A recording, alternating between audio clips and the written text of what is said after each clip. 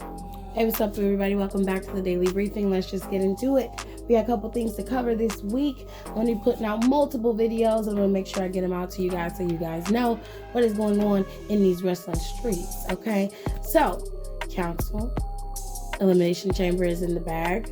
We got one more pay-per-view until WrestleMania, and then we'll be starting off on a whole new year of wrestling. I always look at WrestleMania as a full-on reset. Okay, that's a reset of the entire wrestling community for WWE, and we get to start over fresh. You know, you got a new champion usually, or at least those old feuds are over with, and you got new stuff rolling, and they should be right into moving into new and more positive things, right? So, usually, Royal Rumble is a pit stop, Elimination Chamber is a pit stop, Fastlane's a pit stop. So let's talk about this second pit stop, which is Elimination Chamber. Just gonna make it really quick, okay? Because I really don't want to dive too deep into some of this. But the reality is The Miz is the WWE Champion. He ended up cashing in on Drew McIntyre after Bobby Lashley attacked him. Now, prior to this, Bobby Lashley lost his United States Championship to Matt Riddle because of MVP. MVP then in turn set up this little thing with The Miz that, hey, I'll scratch your back if you scratch mine.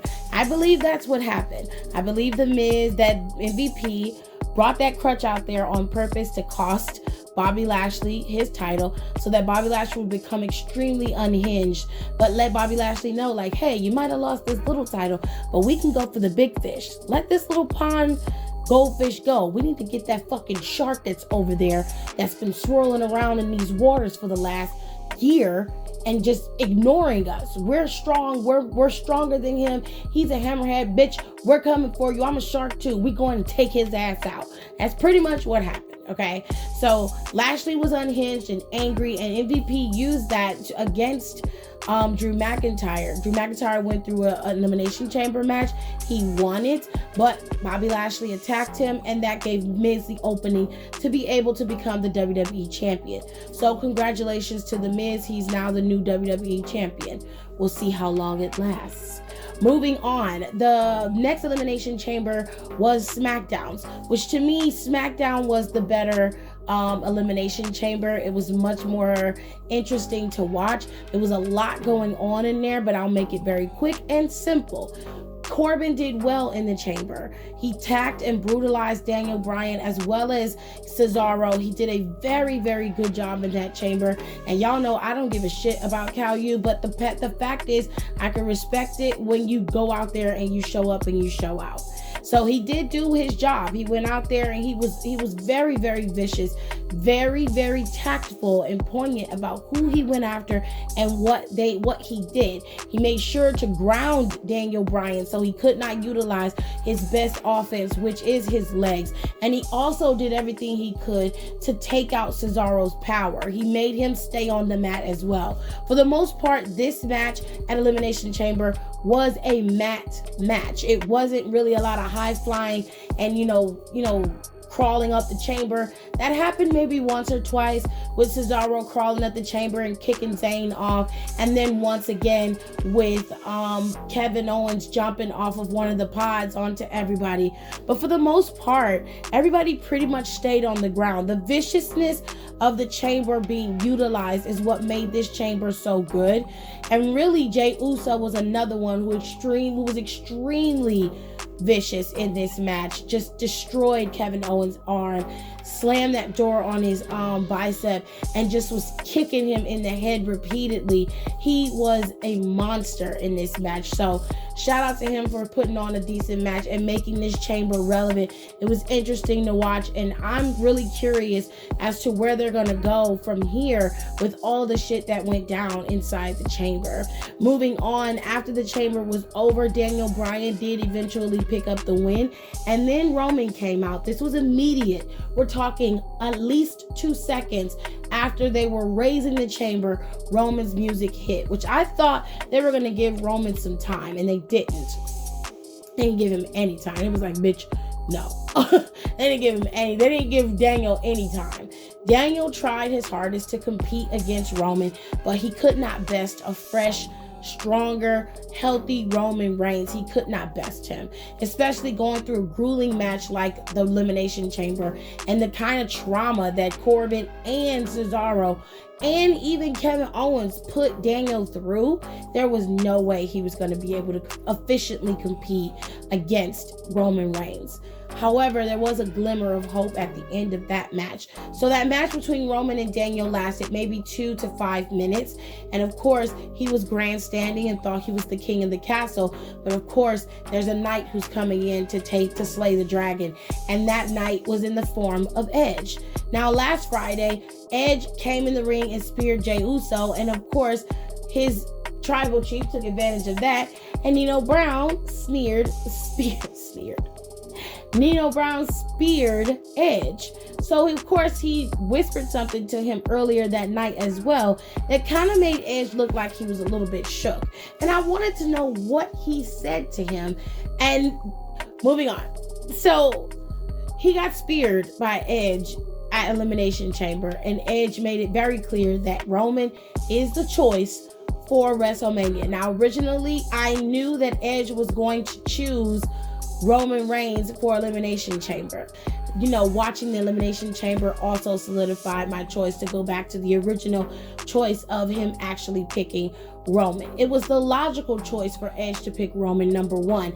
Edge was a prominent fixture on SmackDown, and that is where he made his name, and that's where he became, you know, the ultimate opportunist. He was already the ultimate opportunist, but it really solidified on SmackDown with the storyline between him, Vicky, the Edgeheads, and every opponent that he has had. It really, really rolled and really turned Edge into one of the mega stars that WWE was able to turn out.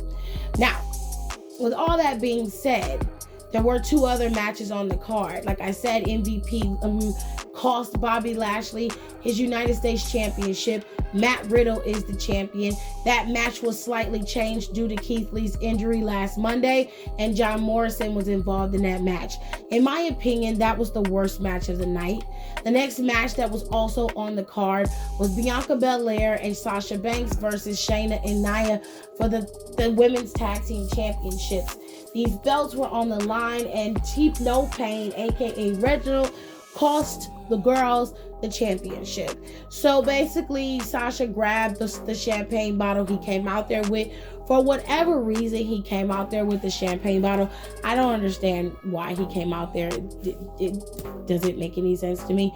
But he brought his stupid ass out there, and he ended up costing them their opportunity at winning the title.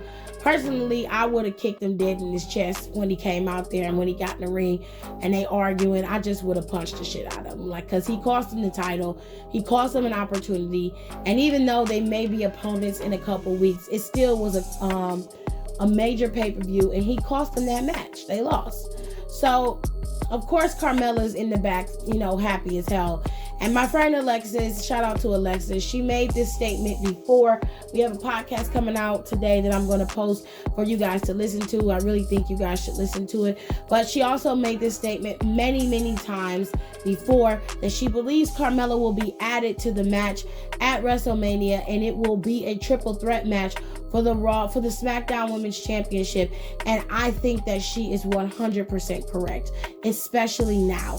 I don't see how it wouldn't be that way unless Bianca chose Asuka by some miracle, which to me, it seems like she's not going to go that route. I'm just saying it would be, I think it would be smarter to go that route and beat Asuka, but I don't think they're going to go that route. I don't. I think they're going to do exactly what Alexis said. And is when she's right, I'm going to give her flowers for that, because she called it. She did. So with all that being said, I hope you guys enjoyed Elimination Chamber.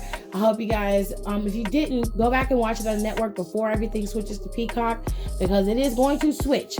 Peacock is taking over March 21st is Fastlane, and it will play on the Peacock network. Now, Peacock, what I'm gonna need for you to do is to get your shit together and be available on Amazon Prime, because we can't watch it if it's not available on Amazon. I would have to pull up one of my Xboxes or something and watch it on there if I can download the Peacock app on there. And that, to me, that's an unnecessary shit. I got a Cube. That's why I bought the Cube for, bitch. Like, be available on Amazon, ho. I'm not buying a whole new disc system just so I can watch the goddamn pay-per-views. Okay, I'm not doing that. No. All right. Get it together.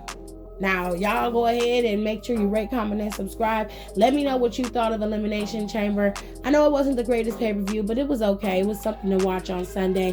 What do you think about Miz's win over Drew McIntyre? Are you okay with Edge picking Roman? Who do you think Bianca Belair is going to choose? Do you think it's going to be Asuka or Sasha? And do you think that this little pairing of Bobby Lashley and MVP and this little issue and this little helper that they did for Miz is going to lead to Miz versus Bobby Lashley at Fastlane? Y'all comment in the comment section below. And once again, don't forget to rate, comment, and subscribe. I'm your girl, Tiffany E of Side Design TV 2. And like always, I'll see you guys in our next one.